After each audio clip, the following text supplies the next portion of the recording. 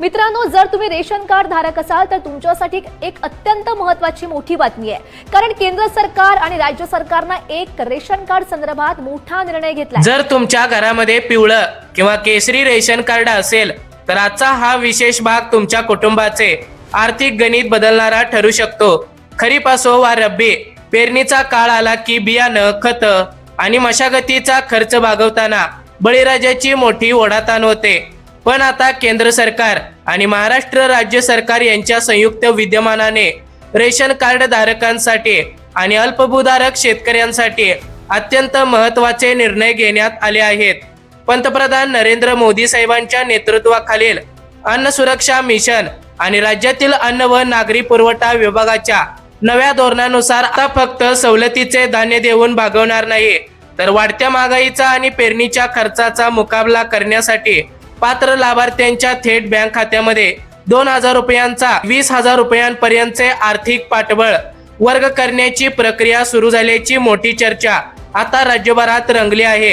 या योजनेचे खरे वास्तव काय आहे, हे पैसे नक्की कोणाला मिळणार, राज्यातील सर्व 36 जिल्हे या योजनेत आहेत की फक्त निवडक 14 ते 15 जिल्हे पात्र ठरले आहेत।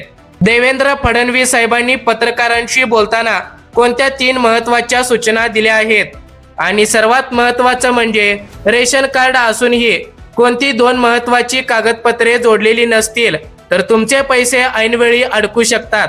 या सर्व प्रश्नांची सविस्तर पुराव्यासहित आणि कायदेशीर चौकटीत बसणारी उत्तरे आजच्या या विशेष महा एपिसोडमध्ये आपण पाहणार आहोत।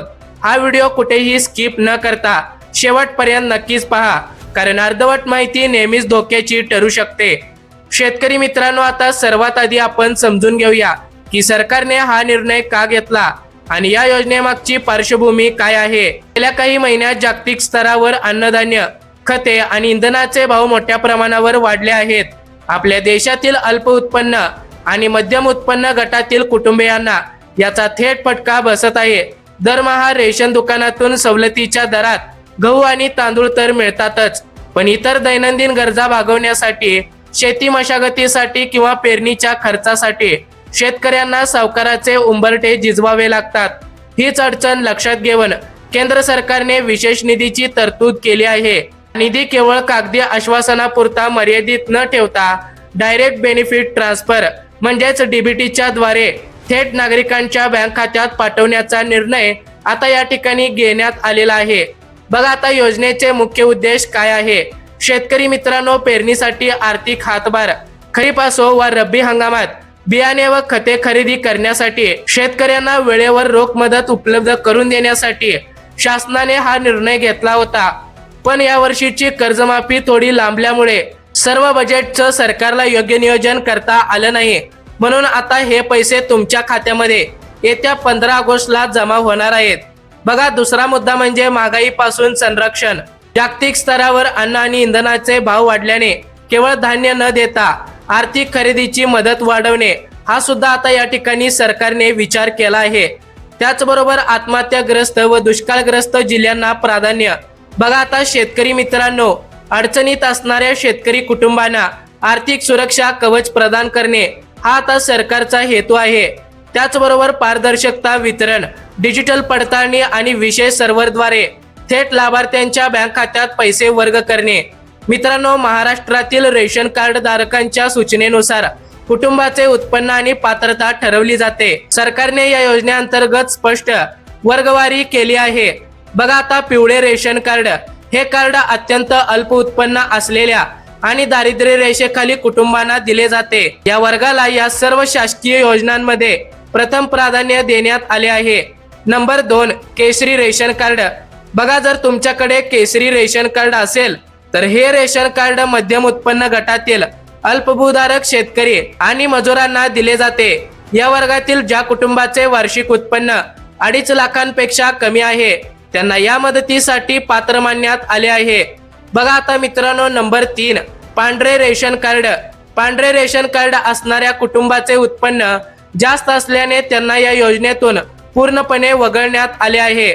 बघा आता शेतकरी मित्रांनो, यासाठी पात्रतेच्या 4 अटी सरकारने सांगितल्या आहेत। PM किसान व नमो शेतकरी योजना। बघा आता शेतकरी मित्रांनो, नियमितपणे PM किसान आणि नमो शेतकरी महासन्मान निधी योजनेचे पात्र लाभार्थी असावेत, तरच तुमच्या खात्यामध्ये हे पैसे जमा होणार आहेत. नंबर 2, सरकारी नोकरी किंवा पेन्शन नसणे.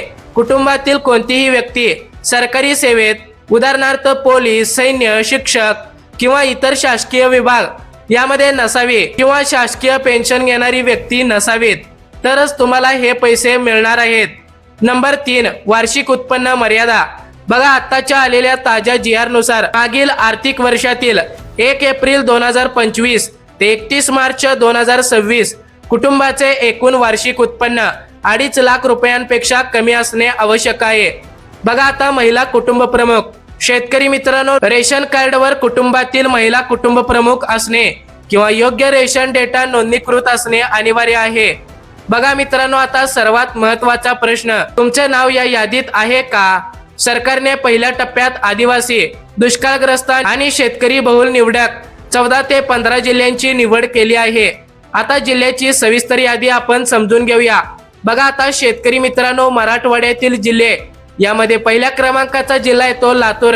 शेतकरी बहुल आणि कोरडवाहू भाग असल्यामुळे लातूर जिल्ह्याचा समावेश या योजनेमध्ये केला आहे. नंबर 2, हिंगोली. अल्पभूधारक शेतकऱ्यांची मोठी संख्या हिंगोली जिल्ह्यामध्ये असल्यामुळे हा जिल्हा सुद्धा या योजनेत समाविष्ट करून घेण्यात आला आहे. तिसऱ्या क्रमांकाचा जिल्हा येतो छत्रपती संभाजीनगर. चौथ्या क्रमांकाचा जिल्हा येतो जालना. 5व्या क्रमांकाचा जिल्हा येतो नांदेड. 6व्या क्रमांकाचा जिल्हा येतो बीड. 7व्या क्रमांकाचा जिल्हा येतो धाराशिव. 8व्या क्रमांकाचा जिल्हा येतो परभणी. आता बघा शेतकरी मित्रांनो, विदर्भ व उत्तर महाराष्ट्रातील जिल्हे यामध्ये 9व्या क्रमांकाचा जिल्हा येतो वाशिम. सोयाबीन व कापूस उत्पादक पट्टा असल्यामुळे वाशिम जिल्ह्याचा समावेश आता या योजनेत करण्यात आलेला आहे. 10व्या क्रमांकाचा जिल्हा येतो अकोला. 11व्या क्रमांकाचा जिल्हा येतो बुलढाणा. 12व्या क्रमांकाचा जिल्हा येतो यवतमाळ. 13व्या क्रमांकाचा जिल्हा येतो धुळे व जळगाव. 14व्या क्रमांकाचा जिल्हा येतो नंदुरबार व पालघर. यामध्ये विशेषतः आदिवासी व दुर्गम प्राधान्य क्षेत्र असल्यामुळे नंदुरबार आणि पालघरचा देखील आता या योजनेत समावेश करण्यात आलेला आहे. आता वळूया अत्यंत महत्त्वाच्या तांत्रिक मुद्द्याकडे. तुमचे खाते या बँकेत असेल तर तुम्हाला ही योजना मिळणार आहे. नंबर 1, बघा, आता बँक खाते केंद्र व राज्य सरकारच्या नियमानुसार निधी वितरण हे केवळ राष्ट्रीयकृत म्हणजेच नॅशनलाइज्ड आणि मान्यता प्राप्त बँकांमधूनच थेट DBT म्हणजेच डायरेक्ट बेनिफिट ट्रान्सफरद्वारे आता वर्ग केले जाणार आहे. पतसंस्था किंवा बिगर राष्ट्रीयकृत स्थानिक सहकारी बँकांमध्ये हे पैसे जमा होणार नाहीत. बघा, आता शेतकरी मित्रांनो, यामध्ये पहिल्या क्रमांकाची बँक येते युको बँक. तर दुसऱ्या क्रमांकाची बँक येते state bank of India. Number क्रमांक 3, इंडियन बँक. नंबर क्रमांक 4, पंजाब नॅशनल बँक. नंबर क्रमांक 5, इंडियन ओव्हरसीज बँक. नंबर क्रमांक 6, ICICI बँक. नंबर क्रमांक 7, कॅनरा बँक. नंबर क्रमांक 8, बँक ऑफ महाराष्ट्र. नंबर क्रमांक 9, बँक ऑफ इंडिया. नंबर क्रमांक 10, इंडिया पोस्ट पेमेंट बँक. आणि number क्रमांक 11, union bank of India. Number क्रमांक 12, सेंट्रल बँक ऑफ इंडिया. बघा, आता शेतकरी मित्रांनो, जर तुमचे खाते या वरील बँकेत असेल तर तुम्हाला या योजनेचे पैसे लवकरात लवकर तुमच्या खात्यात दिसून येतील. बघा, आता मित्रांनो, जर तुमच्याकडे पिवळं किंवा केशरी रेशन कार्ड असेल आणि तुम्ही या निवडक जिल्ह्यात राहत असाल तरीही 2 महत्त्वाची कागदपत्रे तयार नसतील तर खात्यात 1 रुपयाही जमा होणार नाही. बघा, आता मूळ 2 कागदपत्रे कोणती आहेत? शेतकरी मित्रांनो, नंबर क्रमांक 1, आधार कार्ड. पूर्णपणे अपडेटेड व लिंक केलेले. फक्त आधार कार्ड असणे पुरेसे नाही, तुमचे आधार कार्ड हे रेशन कार्डशी जोडलेले असणे आवश्यक आहे आणि त्याच वेळी तुमच्या बँक खात्याशी आधार सीडिंग म्हणजेच NPCI मॅपिंगद्वारे लिंक असणे अत्यंत गरजेचं आहे. बघा, आता शेतकरी मित्रांनो, नंबर 2, उत्पन्नाचा दाखला. मागील आर्थिक वर्षाचा म्हणजेच 1 एप्रिल 2025 ते 31 मार्च 2026 तहसीलदार किंवा सक्षम प्राधिकरणाचा 2.5 लाख रुपयांपेक्षा कमी उत्पन्नाचा दाखला तुमच्या रेशन कार्ड डेटाशी जोडलेला असणं अत्यंत आवश्यक आहे. राज्य शासनाच्या वतीने आणि उपमुख्यमंत्री देवेंद्र फडणवीस साहेबांनी पत्रकार परिषदेत नागरिकांना 3 अत्यंत महत्त्वाच्या सूचना दिल्या आहेत. नंबर क्रमांक 1, अन्न सुरक्षा प्रणालीवर ई-केवायसी पूर्ण करणे. रेशन दुकानात जाऊन मशीनवर सर्व सदस्यांचे जेवढे पण तुमच्या रेशन कार्डवर सदस्य उपलब्ध आहेत त्या सर्व रेशन कार्डवरील सदस्यांचे बायोमेट्रिक अंगठे लावून ई-केवायसी अपडेट करणं बंधनकारक आहे. नंबर 2, बँक खात्याचे डीबीटी स्टेटस ऍक्टिव्ह ठेवा. तुमच्या बँकेत जाऊन खाते डीबीटी सक्षम आहे की नाही याची खात्री करून घ्या. खाते निष्क्रिय असल्यास पैसे पेंडिंग लिस्ट मध्ये जातील. नाव आणि डेटा जुळवणे अनिवार्य. बघा आता शेतकरी मित्रांनो, रेशन कार्ड, आधार कार्ड आणि बँक पासबुक तिन्ही दस्तऐवजांवर तुमचे नाव, स्पेलिंग आणि जन्मतारीख एकसारखीच असावी. शेतकरी मित्रांनो, तुमच्या बँक खात्याच्या नावासमोर ग्रीन सिग्नल आहे की नाही हे कसे ओळखायचे? बँकेत जाऊन पडताळणी करा. शेतकरी मित्रांनो, तुमच्या जवळच्या शाखेत जाऊन माझे खाते NPCI मॅपवर लिंक आहे की नाही याची चौकशी करून घ्या. आता बघा, शासकीय पोर्टलवर स्टेटस तपासा. शेतकरी मित्रांनो, महाडीबीटी किंवा संबंधित पोर्टलवर जाऊन तुमचे बँक खाते सीडिंग स्टेटस ऍक्टिव्ह दिसत आहे की नाही हे तपासा. बघा आता शेतकरी मित्रांनो, अन्न व नागरी पुरवठा केंद्र तुमच्या गावातील स्वस्त धान्य दुकानदाराकडे म्हणजेच रेशन दुकानदाराकडे जाऊन तुमच्या रेशन कार्डचे आधार सीडिंग स्टेटस नक्कीच एक वेळेस तपासून घ्या. शेतकरी मित्रांनो आणि नागरिक बांधवांनो, राज्य सरकार आणि केंद्र सरकारच्या अन्न सुरक्षा व कृषी सहाय्यक योजनेचा फायदा घेण्यासाठी आजच तुमची कागदपत्रे तपासून घ्या. कोणत्याही दलालाला किंवा सोशल मीडियावर फेक लिंक्सला बळी पडू नका. सर्व प्रक्रिया सरकारी पोर्टलवरून पारदर्शक पद्धतीने होत आहे. तुम्हाला ही सविस्तर माहिती जर उपयुक्त वाटली असेल तर तुमचा जिल्हा या यादीत आहे की नाही हे आम्हाला कमेंटमध्ये नक्की सांगा.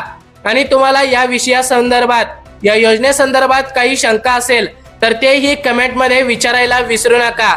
तुमच्या प्रश्नाचं उत्तर आम्ही देण्याचा प्रयत्न नक्कीच करू. अशाच ताज्या आणि उपयुक्त माहितीसाठी, अगदी सोप्या आणि मराठी भाषेत विश्लेषण करून घेण्यासाठी, योजना नेमकी काय आहे त्यामधली पारदर्शकता समजण्यासाठी आताच आपल्या बोलगड्या मराठी या युट्यूब चॅनलला सबस्क्राईब करा. शेतकरी मित्रांनो, सावध रहा, सतर्क रहा, काळजी घ्या स्वतःची आणि स्वतःच्या कुटुंबाची. भेटूया पुन्हा एकदा अशाच माहितीपूर्ण व्हिडिओ सोबत. तोपर्यंत जय हिंद, जय महाराष्ट्र.